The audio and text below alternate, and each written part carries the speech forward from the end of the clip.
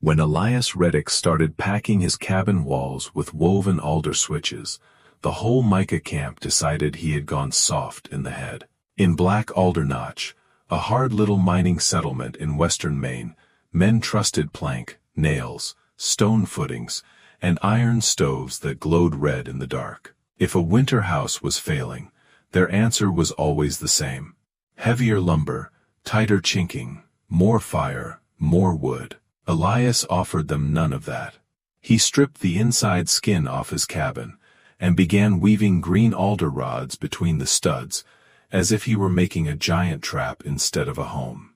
Then he pushed wet earth into the frame with both hands, smearing clay and fiber into every bay of the wall, while the men walking past slowed down just long enough to laugh. Sawboss Cutter Hale called it a rabbit pen for Christians. The teamsters said the first freeze would split it. The assessor said the damp would rot the sill. The men at the scale house made the same judgment all frontier men make when they do not understand a thing at first glance. It looked weak, so it had to be wrong. And then January came. For 8 days the cold over Black Alder Notch settled into a dead, windless stillness that felt worse than a blizzard, because there was no storm to fight and no sound to blame. The mercury sat at 37 below. In the miners' cabins, water froze in pails 6 feet from the stove. Curtains stiffened at the edges. Houseplants blackened on the first 2 nights. But in Elias Reddick's window, behind a thin pane of glass, a scarlet begonia kept blooming. That single flower was more humiliating than any argument. It told the whole camp, in the plainest language possible, that the strangest wall on the mountain understood winter better than the men who swore they did. So how did a chairmaker with a mud-filled wall beat a settlement full of men who built in timber and thought in iron?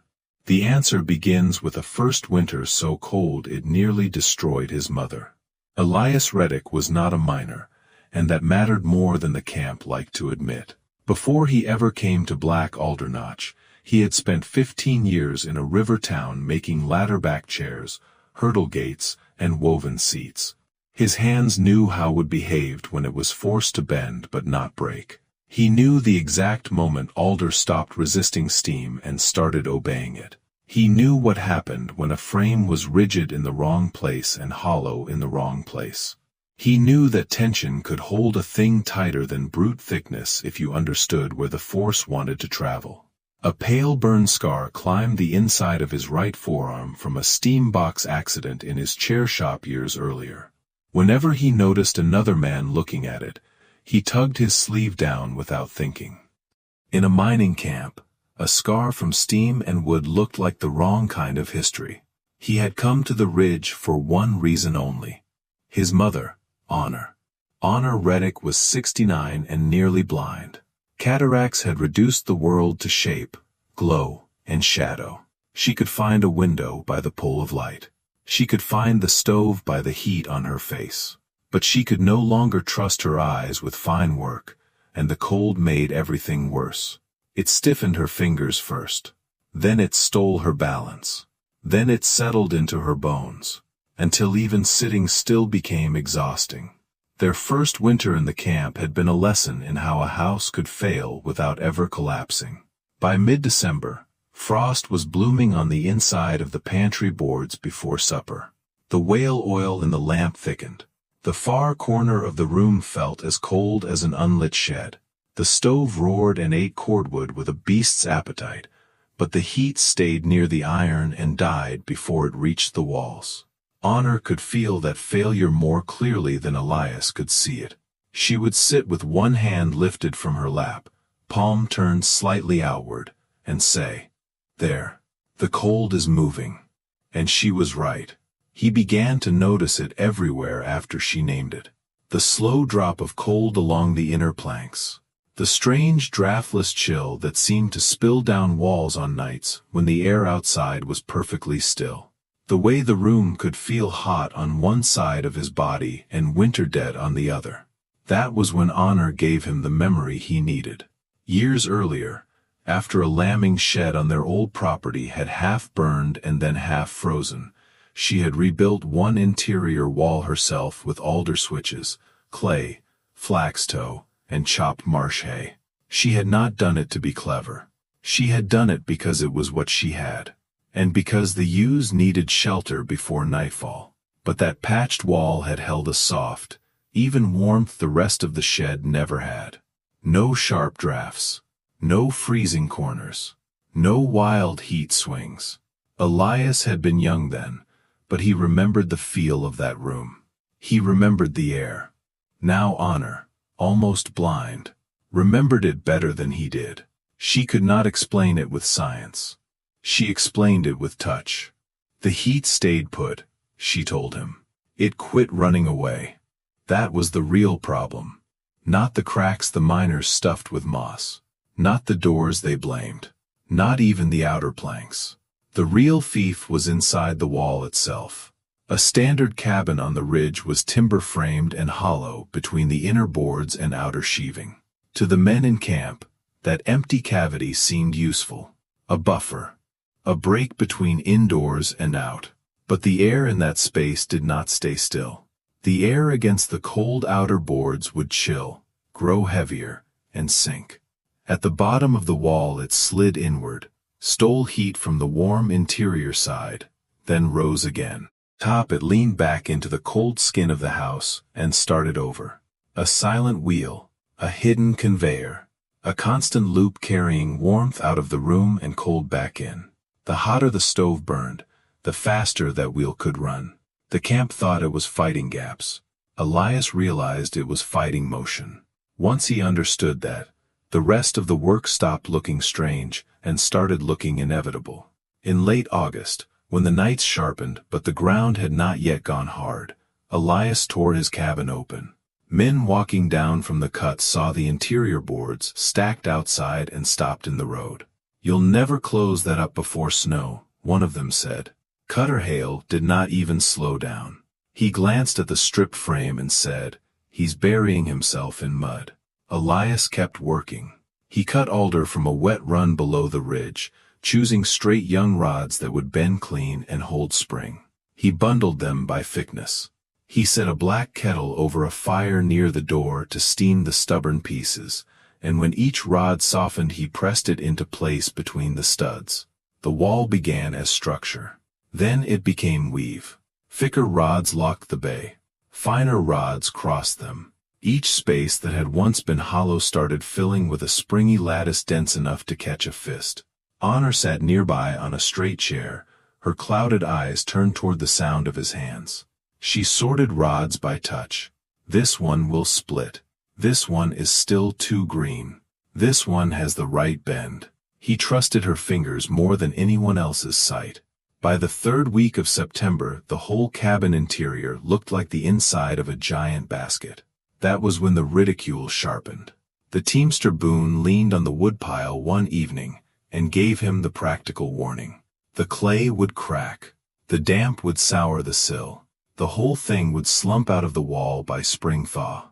The assessor came by on a Sunday and did not bother pretending his visit was social. He studied the cabin like a man measuring future tax trouble.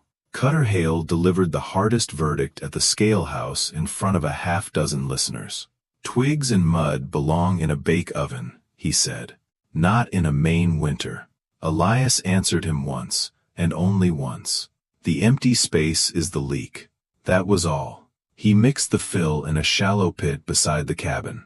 Clay from the stream bank, coarse sand, flax tow from an old bale, and chopped marsh hay worked together until the mass held without slumping. Then he packed it into the alder lattice by hand and with a flat trowel, forcing it deep into the weave until every stud bay was full. The work was brutal. Mud in the fingernails. Shoulders burning by noon. Knuckles split from pressing cold clay into place before dawn heat reached the yard. But the wall changed as it thickened. The hollow knock vanished. The frame stopped sounding empty. Each section began to answer his hand with a dull, solid depth. By late October he had paneled the interior over with thin pine boards again. From inside, the cabin looked ordinary. That made the risk feel even worse. All the danger had gone hidden. Now the only question was whether the hidden thing inside the wall would save them, or fail where no one could see it until it was too late. What Elias had built was not fragile at all. It only looked that way to men trained to trust heaviness over behavior. The alder lattice gave the wall a resilient skeleton. The clay locked around it. The flax tow and marsh hay broke the space into countless tiny pockets that trapped air too small to circulate. That was the first victory. The deadly loop inside a hollow wall could not run if the air could not move. Elias had not built a thicker draft stop. He had killed the motion itself. The second victory came from mass. All that packed clay took time to warm, but once it did, it stopped acting like a weak interior skin and started acting like a slow battery. The little iron stove no longer had to fight the room alone. The walls took heat in gradually, held it, and gave it back long after the flames settled down. So the cabin quit lurching between scorch and chill. The heat got slower, softer, more even. The corners came alive. Honor felt that change before anybody else did. The first time the stove had been running for hours and the far wall still felt warm under her palm, she smiled without looking up. It's staying. Then winter came to test whether that quiet sentence meant anything. The freeze that hit Black Alder Notch in January was the kind old men remember because it removed excuses. There was no roaring gale, no drifting snow against the doors. No theatrical storm. Just a clear, merciless cold sitting on the settlement like a stone weight. For 8 days the temperature barely moved. At night it sank lower still. The smoke from cabin chimneys rose in white columns and seemed too frozen to drift away. In other houses, the battle turned desperate. Boone's wife dragged their mattress beside the stove and hung blankets to trap the heat in a small pocket of livable air. At Cutter Hale's place, the children slept in caps and mittens. A pail left near the table froze with a skin thick enough to strike with a spoon. Plant pots died one after another along the ridge. But Elias fed his stove a few sticks at a time, not because he was careless, because he no longer had to burn panic into the room. Inside the cabin, the air held at a steady human warmth. Not luxurious, not tropical, just deep enough to live in without fear. No icy corners, no frost veins on the pantry boards. No sharp dead zone across the floor. Honor could sit in her chair, work her yarn, and move her hands without stopping every few minutes to warm them over iron. And on the inside sill of the front window sat the thing nobody in camp could explain. A scarlet begonia in a clay pot. Honor had brought it up from the valley in autumn because she liked touching the velvet leaves. During the freeze it should have collapsed like every other tender plant on the ridge. Instead, it threw open one red flower, then held it. That blossom became the camp's most embarrassing fact. Vindication did not arrive as a speech, or a public apology, or a crowd gathered at the door. It arrived in 3 separate silences. On the 4th day of the freeze, Boone's wife came by with lard Elias had paid for earlier in the month. Her real purpose was obvious. She expected to find the old woman wrapped in quilts, beside a raging stove, and the fool son one bad night away from disaster. Elias opened the door. Warmth met her first. Not blast furnace heat. Not a desperate stovehouse inferno. Just a steady, body-level warmth that seemed to be waiting in the room. Then she saw the begonia. She stopped mid-step. Her own kitchen herbs had blackened 2 nights earlier. Every sensible thing she knew about winter told her the flower in that window should be dead. She handed over the lard, muttered something about the weather, and left quickly, carrying the picture of that red bloom back through air that could have killed it in minutes. 2 days later, Cutter Hale walked past on business and looked in through the front glass. He saw no overfired stove. No extraordinary insulation piled outside. No blankets tacked over the walls. Just a normal cabin, a low steady flame, and that impossible flare of scarlet near the pane. He stood there longer than a proud man should. because what he was looking at was not opinion.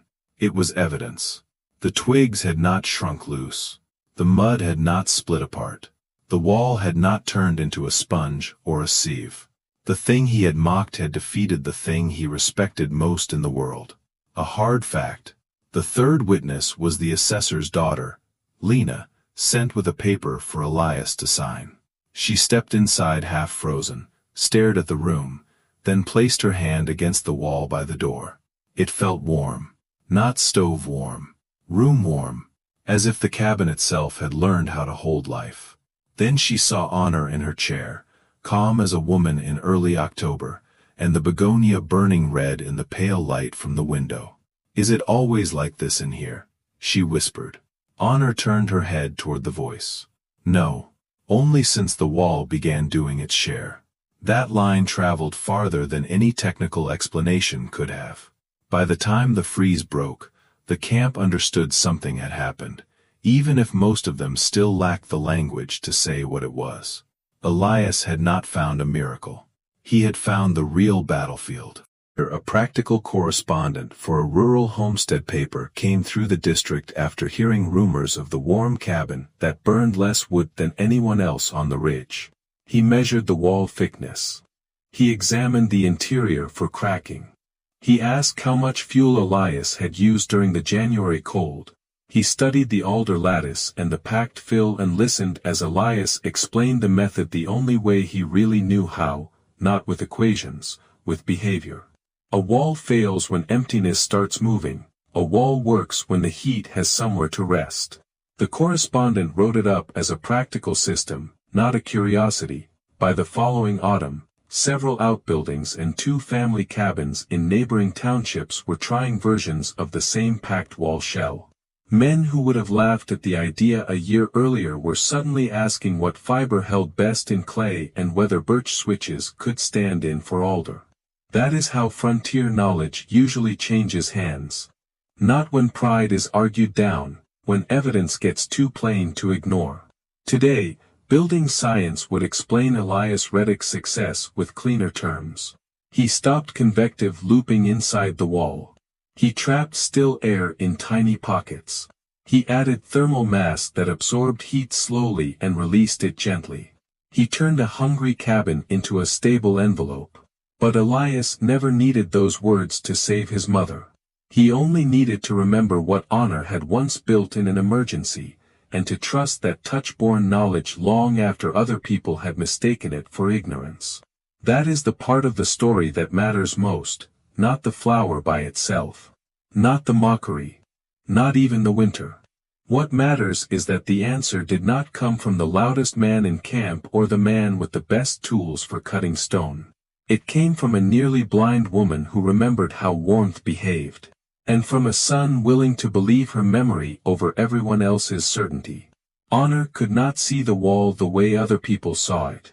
She could not admire the neat pine boards or study the frame in cross-section, but she could read it with the back of her hand. She could feel that the cold no longer slipped down the room and settled in her joints. She could sit anywhere in the cabin and know, from the air against her skin, that the house had changed sides. Elias did not build a hotter fire. He built his mother a room she could trust with her hands.